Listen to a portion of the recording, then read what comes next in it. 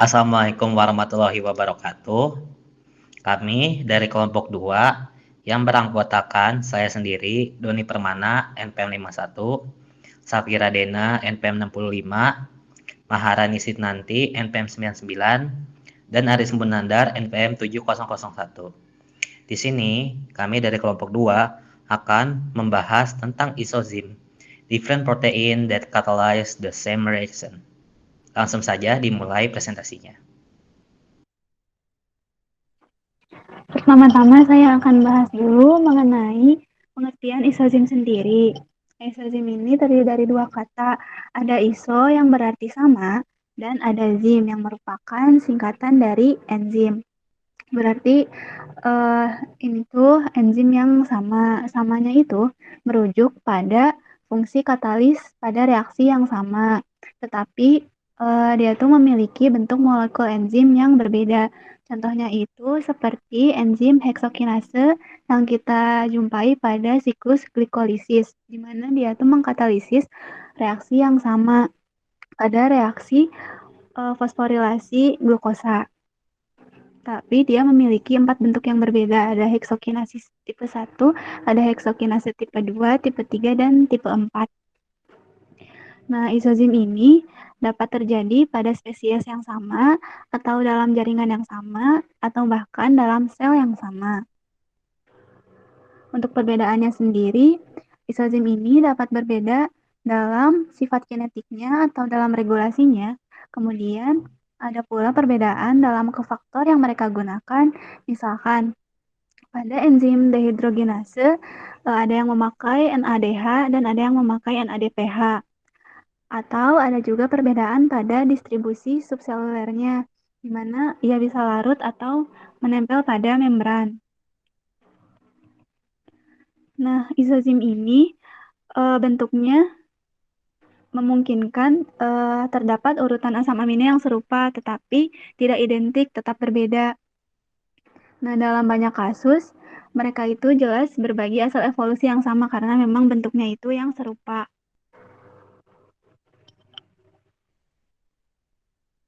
Nah, enzim pertama yang ditemukan memiliki isozim atau isoenzim ini adalah laktat dehidrogenase atau LDH. Semua jenis isozim ini memiliki 4 rantai polipeptida dengan 2 jenis polipeptida, yaitu rantai M, muscle atau otot, dan rantai H, heart atau jantung. Di dalam tubuh manusia terdapat 5 jenis laktat dehidrogenase atau LDH. LDH 1 dan 2 terletak di jantung dan eritrosit, hingga jenis polipeptidanya didominasi oleh jenis rantai H. LDH 3 terdapat di otak dan ginjal dengan komposisi rantai H dan rantai M-nya seimbang, sedangkan LDH 4 dan LDH 5 terletak di otot dan hati, sehingga didominasi oleh rantai M, muscle. Next.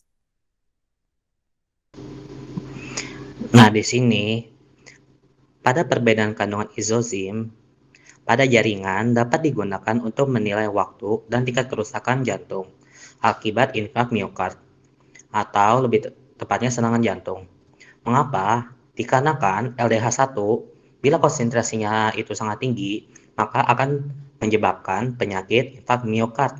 Maka dari itu, di sini kita dapat mendiagnosa jika LDH1 memiliki konsentrasi yang besar, maka dapat diperkirakan bahwa makhluk hidup tersebut mengalami penyakit jantung.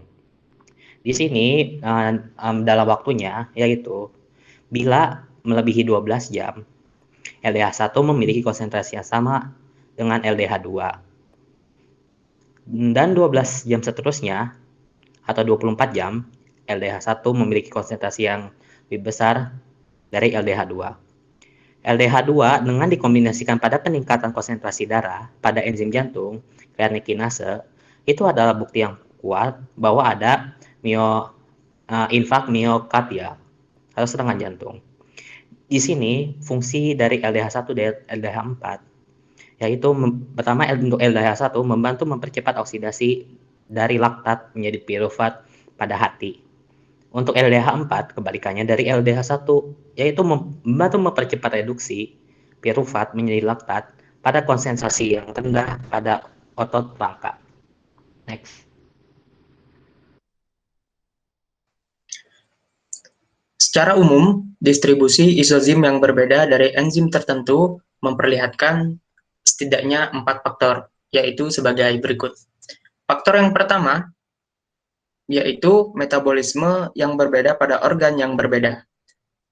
Untuk glikogen fosforilase, isozim dalam otot rangka dan hati memiliki sifat pengaturan yang berbeda, yang mencerminkan peran yang berbeda dari pemecahan glikogen di kedua jaringan ini.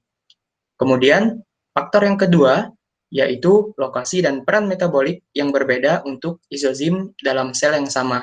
Ini terjadi pada isozim dehidrogenase, isositrat dari sitosol, dan juga pada mitokondria. Faktor yang ketiga, berbagai tahap perkembangan dalam jaringan embrio atau janin di jaringan dewasa. Misalnya, di hati janin memiliki karakteristik distribusi isozim LDH yang berubah seiring berkembangnya organ menjadi bentuk dewasanya. Beberapa enzim katabolisme glukosa dalam sel ganas ataupun sel kanker ini kemudian menjadi sebagai isozim janinnya.